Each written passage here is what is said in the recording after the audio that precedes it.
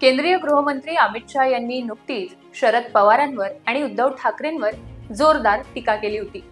त्यांनी म्हटलं होतं की शरद पवार यांनीच महाराष्ट्रात दगाफटक्याचं राजकारण सुरू केलं।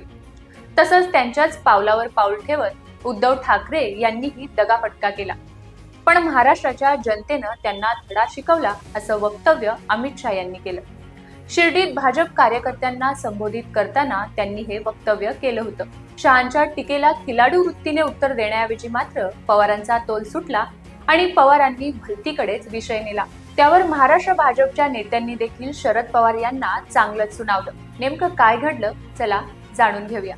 नमस्कार, वृत्तम मराठीमध्ये आपलं स्वागत। महाराष्ट्र विधानसभेत दणदणीत यश मिळवल्याबद्दल पंचायत ते संसद या विचाराच्या धर्तीवर नुकतंच शिर्डीत भाजपचं 2 दिवसीय कार्यकर्ता अधिवेशन पार पडलं।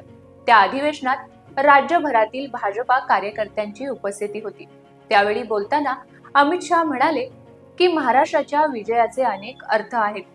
महाराष्ट्राच्या विजयाने 1978 पासून शरद पवारांनी जे दगाफटक्याचं राजकारण केलं होतं ते 20 फूट गाडण्याचं काम केलं। तसंच उद्धव ठाकरेंनी आपल्याशी जो द्रोह केला, 2019ला हिंदुत्वाच्या विचारधारेशी तडजोड केली आणि बाळासाहेब ठाकरेंच्या विचारांना तिलांजली दिली, फसवणूक करून लांडी लबाडी करून मुख्यमंत्री पद मिळवलं, त्या उद्धव ठाकरेंना महाराष्ट्राच्या जनतेनं त्यांची जागा दाखवली।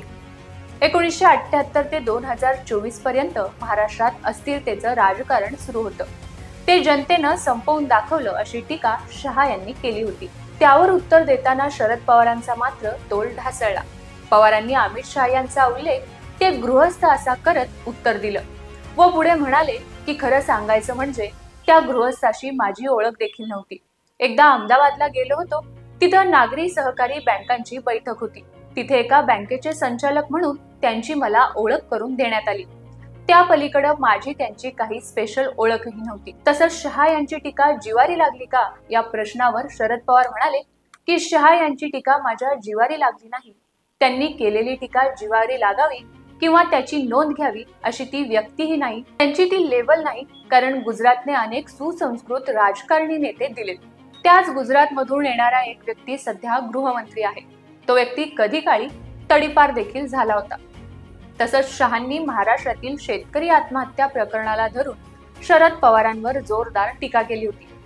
त्यावर उत्तर देताना शरद पवार म्हणाले की त्यांना माहिती नाही या देशात शेती उत्पादनाचे विक्रम माझ्या काळातील आहेत। मी कृषी मंत्रीपद सोडलं तेव्हा भारत हा जगातील सर्वात मोठा निर्यातदार होता। तांदूळ निर्यात करणारा भारत जगातील सर्वात मोठा देश होता। हॉर्टिकल्चर मध्येही भारत सर्वात मोठा देश होता। पण अनपढ लोकांना काही गोष्टी माहीत नसतात, त्यामुळे हे लोक काहीही बरळतात। तिकडे अधिक लक्ष देण्याची गरज नाही, कुठे इंद्राचा ऐरावत आणि कुठे श्याम भट्टाची तट्टाणी अशी म्हणही त्यांनी उत्तर देताना वापरली।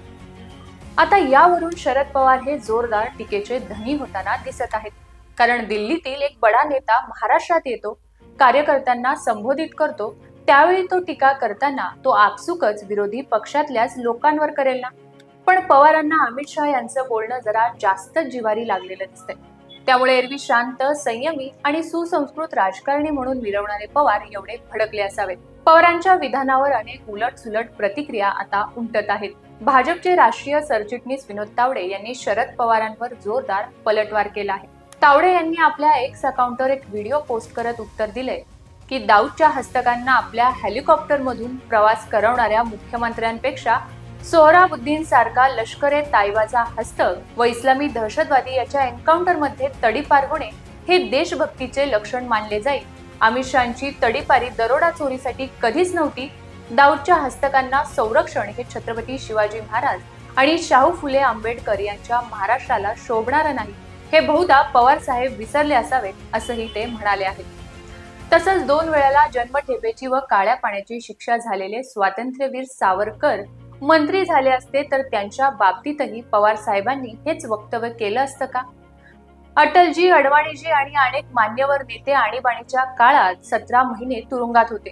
ते नंतरच्या काळात मंत्री व पंतप्रधान झाले, त्यांच्याविषयी देखील हेच म्हटले असते का? हे पवार साहेबांनी महाराष्ट्राच्या जनतेला नक्की सांगितले पाहिजे असा सवालही त्यांनी पवारांना केलाय. तर राज्याचे माहिती तंत्रज्ञान मंत्री आशिष शेलार यांनी म्हटलंय की शरद पवारांचा कुठेतरी तोल जाऊ लागला की काय याची चिंता वाटू लागली आहे. कारण अमित शहा बोलले ते सत्य बोलले. भाजपचं अधिवेशन आणि अमित भाईंचं भाषण शरद पवारांच्या जिवारी लागलं.